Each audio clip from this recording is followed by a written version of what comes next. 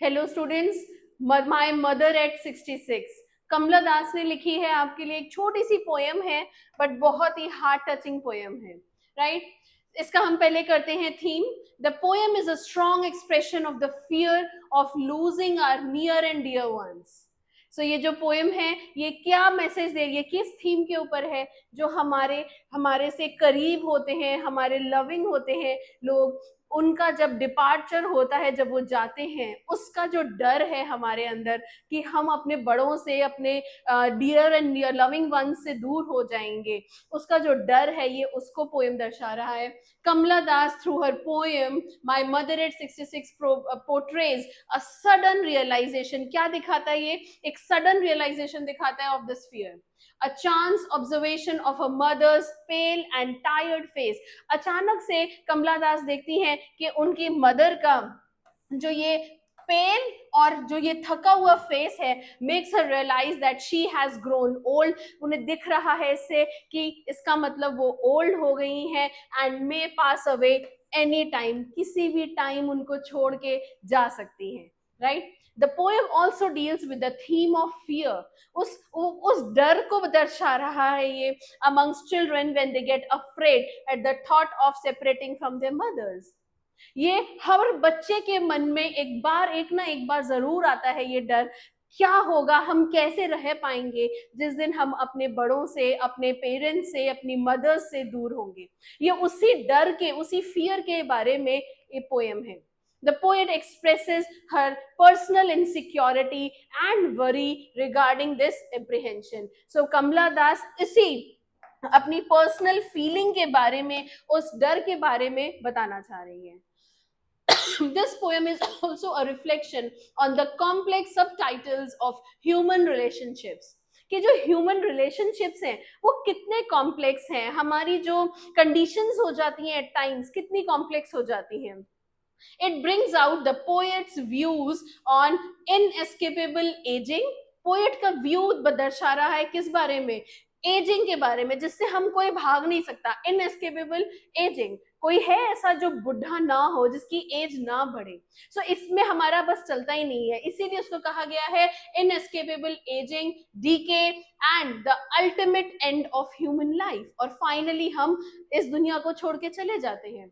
She realizes how much her mother and she herself have aged when she looks at the young trees sprinting। बहुत ही प्यारा ये word use किया गया है, young trees sprinting। जो छोटे छोटे ट्रीज हैं वो भाग, जब वो गाड़ी में जा रहे हैं तो ट्रीज भाग रहे हैं। तो ये दर्शाता है कि कैसे हम ईयर्स ऑन ईयर्स अपनी जिंदगी में आगे बढ़ते जाते हैं और वो हमारे जो एज है वो बढ़ती जाती है। And merry children spilling out of their homes, ये फ्रेजेस यूज किए गए हैं। Although she is painfully aware that her old mother is very lonely and does not have long to live। हालांकि उन्हें पता है कि उनकी मदर बहुत उम्र की हो गई है और उनके पास अब ज्यादा टाइम नहीं रह गया है। She finds it hard to accept the idea. वो ये मानने के लिए बहुत ज्यादा तैयार नहीं है। And hopes against all hope to see her mother soon.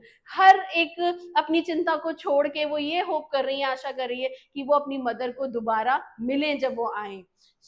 She bids goodbye with a hollow smile reflecting। वो उनको एक खोखली सी अपनी स्माइल से उनको बाय करती हैं एयरपोर्ट से, सिर्फ इसी आशा से कि दोबारा वो जब भी आएंगे उनकी मदर उनको मिलेंगी, right? For she can not be by her mother's side to share her loneliness. क्योंकि वो साथ तो रह नहीं सकती हैं उनकी लोनलीनेस को दूर करने के लिए, ठीक है? क्योंकि उन्हें उनकी जॉब पे जाना है, अपने घर जाना है, उनकी लोनलीनेस दूर करने के लिए नहीं रह सकती। बट यस, ये आशा से रह सकती हैं कि जब भी मैं मम्मी दोबारा आऊं तो आप मुझे यहाँ मिले, राइट? लिटरेरी डिवाइसेस, सिमिली में हम कंपैरिजन करते हैं दो चीजों में, और हम क्या वर्ड्स यूज करते हैं? एज और like, right? So comparison with as और लाइक वर्ड्स जो हमारे हैं, इनको यूज करके हम दो डिफरेंट चीजों में कंपैरिजन करते हैं। यहाँ पे है her face ashen like that of a corpse, right? So mother का फेस यहाँ पे पेल है और ग्रेश हो गया है। She seem to have lost all the vitality. Such paleness that is greyish colour जो उनकी स्किन का है is usually associated with the sick और डेड बॉडी। उसको किससे ज्यादा कंपेयर किया जा रहा है? जब ज्यादा आप बहुत ज्यादा बीमार हो जाते हैं या जो डेड बॉडीज होती हैं उनका ऐसा हो जाता है, उससे कंपेयर किया जा रहा है। दूसरा है wan pale as a late winter's moon. उनका जो फीका फेस है वो बिल्कुल लेट विंटर मून के साथ कंपेयर किया जा रहा है। अब आप देखोगे यहाँ लाइक यूज हुआ है, यहाँ एज यूज हुआ है, ठीक है। So comparison with the words as in like, right.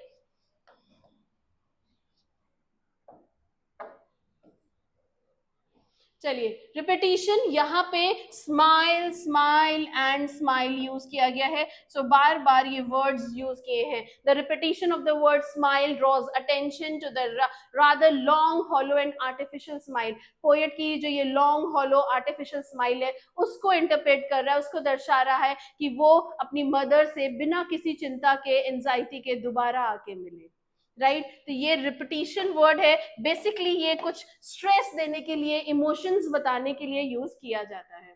Images and symbols, ये क्या है? कोई भी ऐसी ऑब्जेक्ट्स को यूज करके जो पोएट कन्वे करना चाह रहा है अपनी फीलिंग्स को। तो यहाँ पे trees sprinting and merry children symbolising of youth, right. So जो ट्रीज स्प्रिंटिंग है, खुशी खुशी चिल्ड्रन है, ये सब यूथ को दर्शा रहा है, vigour, vitality, life and growth. अब विंटर्स मून क्या दर्शा रहा है? It is a symbolic of death, right. So ये आप कि सिंबल्स जब हम यूज करते हैं तो सिंबल्स एंड इमेजेस यहाँ पे ये चीजें दिखा रहे हैं, कुछ इमोशंस को डिपिक्ट करने की कोशिश की गई है, राइट। उसके बाद राइमिंग स्कीम, यहाँ पे क्या पैटर्न फॉलो किया गया है? Is where the sounds are repeated at the end of each line. अब इस पोएम में however does not have a regular rhyme scheme, so such poem is set, such poem, इसमें कोई राइमिंग स्कीम नहीं है और इसीलिए इसको हम बोलेंगे कि ये फ्री वर्ड्स में लिखी गई है, राइट। सो ये था आपका theme, message and literary devices. Next video में वीडियो एक्सप्लेनेशन लेके आते हैं।